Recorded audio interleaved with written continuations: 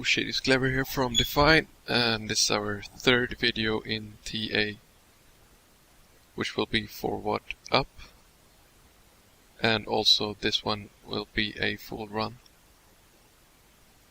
And probably noticed by now, again just Shadow Refuge past all the hounds and husks.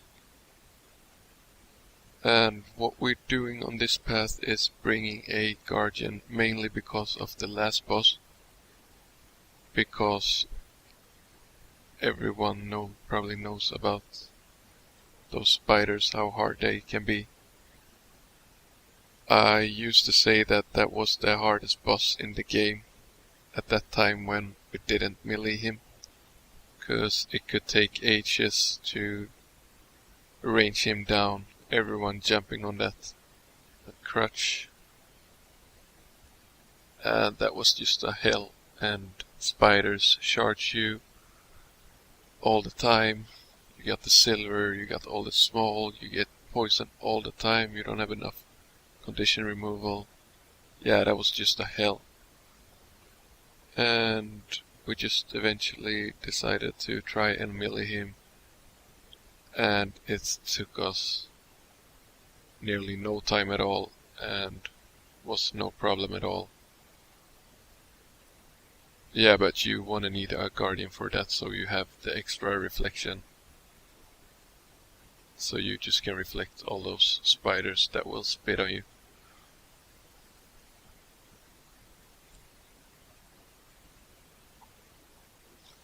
So yeah, that actually went from one of the hardest bosses to one of the easiest. I don't know how people are doing it now. I never packed it since then. I probably never will. But yeah, if you guys wanna let me know, just leave a comment and tell me. We will get to the last boss here eventually, and you can see how we are doing it. Yeah, it would be nice if there's some tactics out there for pugs or whatever people tend to do.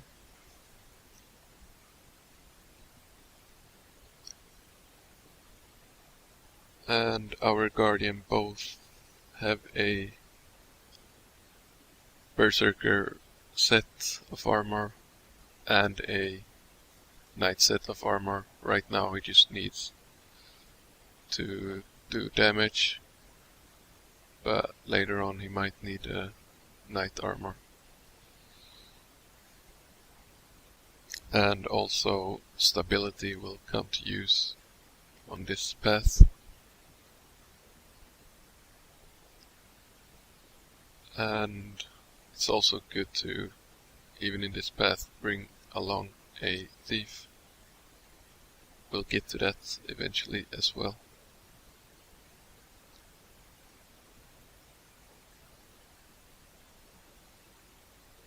So now we're just waiting for this spider net to open, and what we will do, which actually me and Kreml screwed up on, but we're gonna put Shadow Refuge here, and then not run too early as we did, because that didn't help anyway. But you don't really need Shadow Refuge. We are pretty used to not using a thief running there as well, but you will save the time from just running around, pulling everything, just set off every flower there is, and have to run up to this corner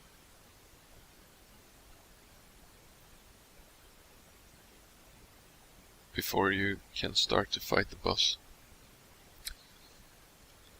Yeah, this boss does a lot of knockbacks. Also does his mobs that he carries with him. So you want to make sure to kill off them first if they are in melee range.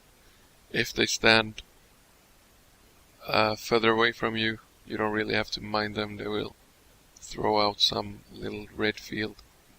That's pretty easy to just avoid. So here it's really good with our Guardian. As you saw there, Aegis triggered on me. So even though I failed that dodge, it didn't knock me back. And also stability helps you from that. Like if you're in the middle of 100 blades and you really don't want to end it to make a dodge, then just hope that the Guardian will be there with his stability. And here the Thief comes in. This is really good actually, because if the Thief uses his own stealth instead of getting stealth from that Fontaine, then you can just run straight up past everything, and those small geysers won't remove your stealth. It's a really safe way. Also here the Guardian can just clear off the flower, making it a lot easier to just run past these. So once again you will face a swarm of puppies, so it's a good time to stack.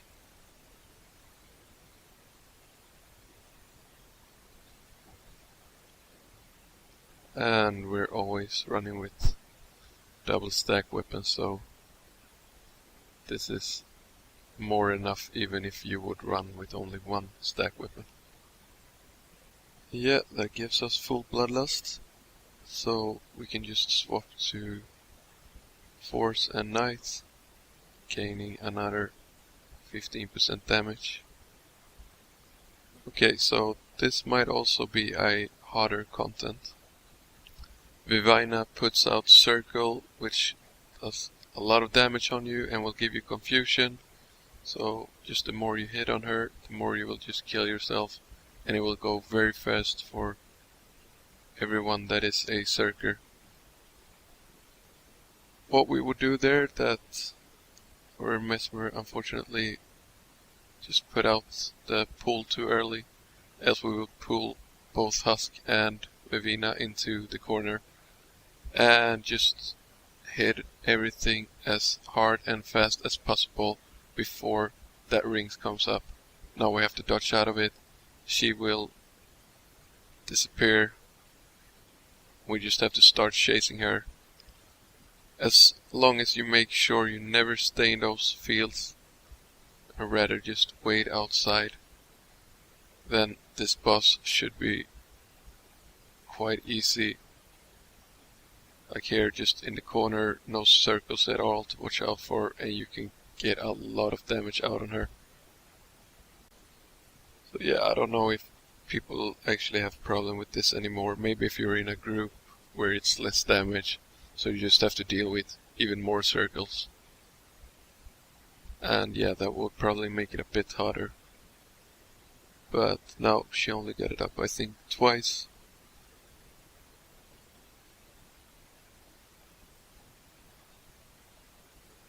And we reached the Warden again. And as I told you in the first video, you want to take out the silver one first. Now we have a Guardian, so he can kite the Warden while we're killing off the silver one. And then we can just try to stay on the back as long as Kreml has the aggro. So as you can see from the previous TA up, it's a lot easier with a Guardian. I almost threw out my banner there, but then I realized the last second that, oh shit, I'm gonna need it at this last boss here. Because now we really want to kill him off as fast as possible. And swapping out Signet of Fury to Signet of Might, Discipline Banner to on my marks, and then throw out banners, go in, start hitting him as much as you can, stand behind his back so you don't get hit by any stomps that he does, and eventually now he will start shaking, and that means a lot of spiders gonna spawn around you. So here you just want to put out time warp, put out reflection. The guardian starts with his wall, then feedback. Actually this went really quick, but if you have a slight lesser damage, then feedback. After that use Shield of Vengeance, and you guys should be fine. I hope you guys enjoy this. Time to rest my voice, and I see you in SC Path 1, so take care till then.